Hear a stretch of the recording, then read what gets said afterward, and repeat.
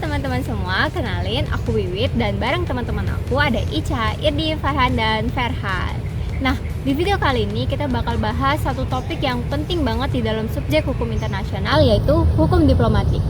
Kali ini kita bakal analisis gimana sih hukum diplomatik itu, dan kita juga bakal bedah satu kasus yang sempat bikin geger di tahun 1979 waktu diplomat Amerika itu disandra di Teheran, Iran. Sebagai makhluk sosial, manusia secara alami saling membutuhkan. Hal yang sama berlaku bagi entitas negara. Di era interdependensi global saat ini, tidak ada satupun negara yang dapat hidup mandiri tanpa kerjasama ekonomi, politik, keamanan, maupun budaya dengan negara lain. Disinilah diplomasi memainkan peran vitalnya sebagai jembatan komunikasi damai. Agar jembatan ini tetap kokoh dan terlindungi dari intervensi politik lokal, dunia internasional menyepakati sebuah tatanan hukum yang mengikat. Gimana sih tatanan hukum bisa terbentuk dan apa sih landasan teoritis di baliknya?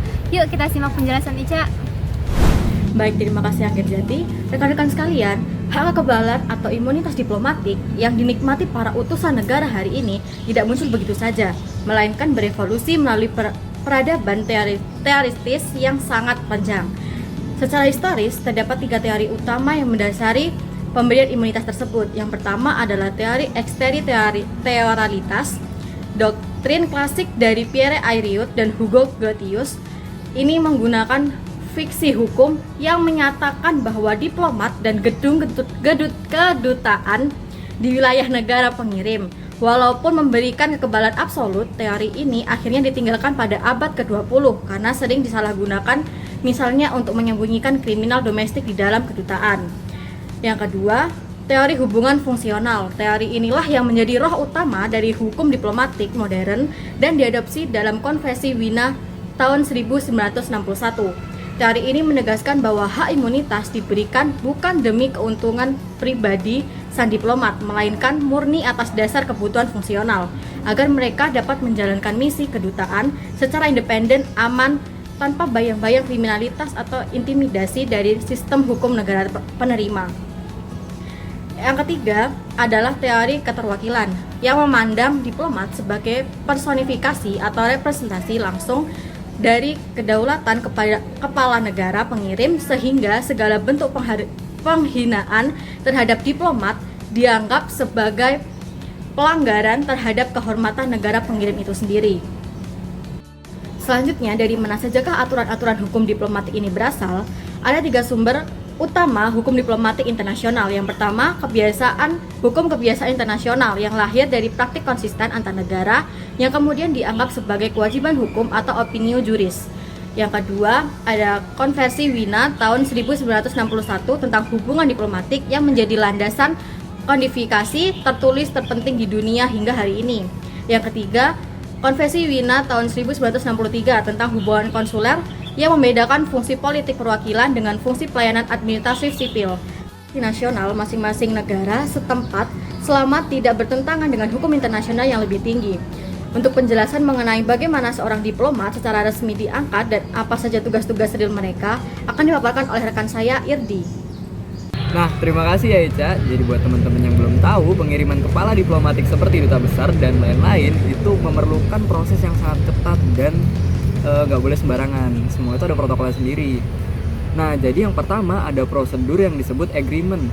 Sebelum negara pengirim mengumumkan dan mengutus duta besarnya, mereka harus meminta persetujuan secara rahasia kepada negara penerima. Negara penerima memiliki hak kedaulatan penuh untuk menolak calon tersebut tanpa harus membeberkan alasannya. Nah, yang kedua ada letters de créance atau surat kepercayaan. Ini adalah dokumen sakral yang ditandatangani oleh kepala negara pengirim dan wajib diserahkan langsung oleh sang diplomat baru kepada negara penerima dalam upacara kenegaraan resmi. Penyerahan dokumen inilah yang menandai dimulainya fungsi diplomatik secara sah di negara penerima. Sebaliknya, misi diplomatik dapat berakhir karena berakhirnya masa tugas, ditarik oleh negara pengirim, atau diusir melalui deklarasi persona non grata oleh negara penerima atau karena di kondisi darurat seperti pecahnya perang.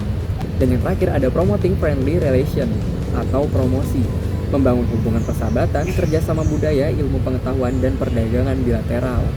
Sekarang kita masuk ke inti analisis kasus kami, yaitu penyanderaan di Teheran yang akan dibawakan oleh Farhan.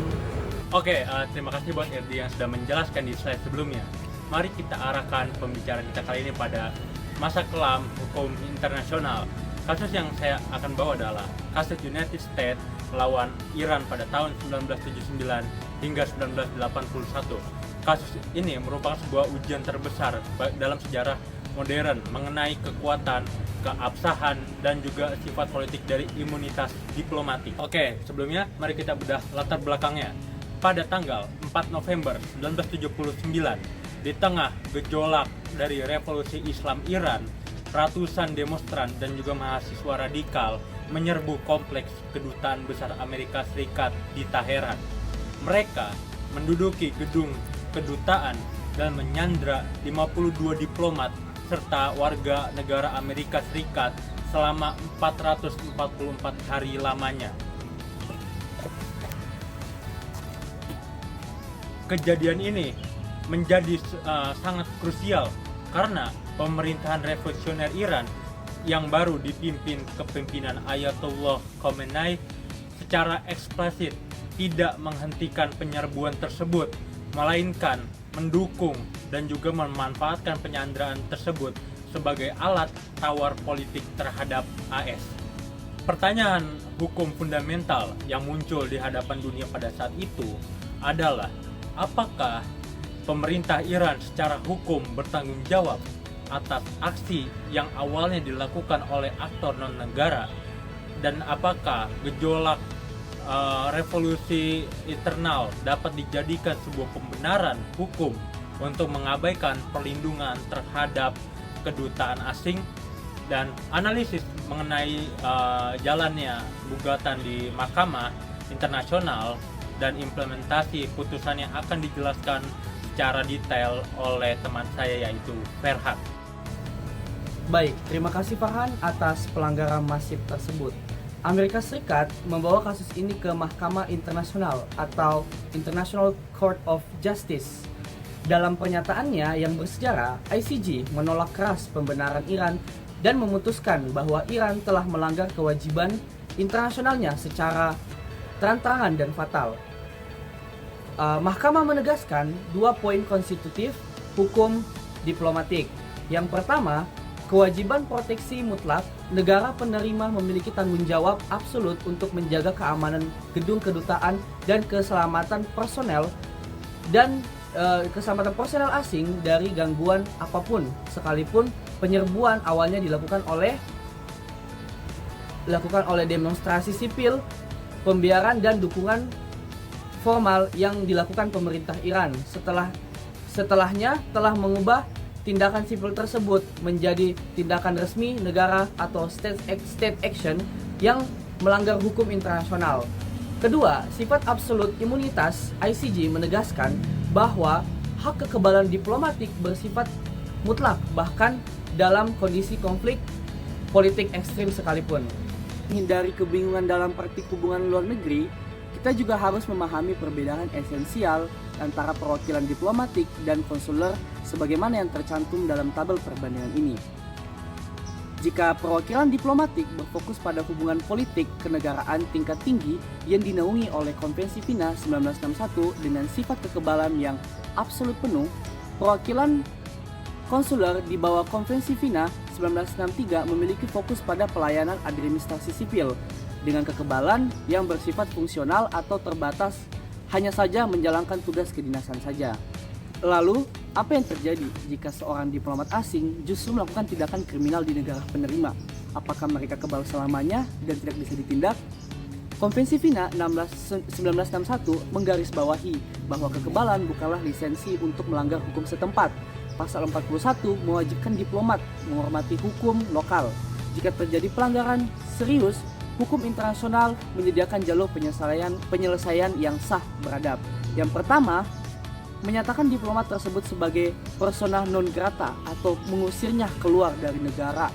Yang kedua, meminta pelepasan hak imunitas atau waiver of immunity secara resmi kepada negara penerima agar diplomat tersebut dapat diadili di pengadilan lokal. Hukum internasional melarang keras tindakan sepihak seperti menangkap, menyandra atau menyerbu kedutaan mereka sebagaimana yang terjadi di Teheran. Nah, itu tadi penjelasan dari teman-teman kita. Menarik dan bermanfaat banget ya pastinya. Sebagai kesimpulan, kalau kita merujuk pada Konvensi Wina 1961, hukum diplomatik ini memang merupakan aturan yang sangat penting untuk menjaga perdamaian dunia. Dari kasus Teheran tadi, kita belajar bahwa melanggar hukum diplomatik hanya karena urusan politik dalam negeri itu sama sekali tidak bisa dibenarkan dan juga dapat merusak hubungan antar negara. Mungkin sekian dari kami, kurang lebihnya mohon maaf. Terima kasih sudah meluangkan waktu untuk menonton video ini sampai selesai. Sampai berjumpa di sesi diskusi kapan-kapan lagi. Bye-bye.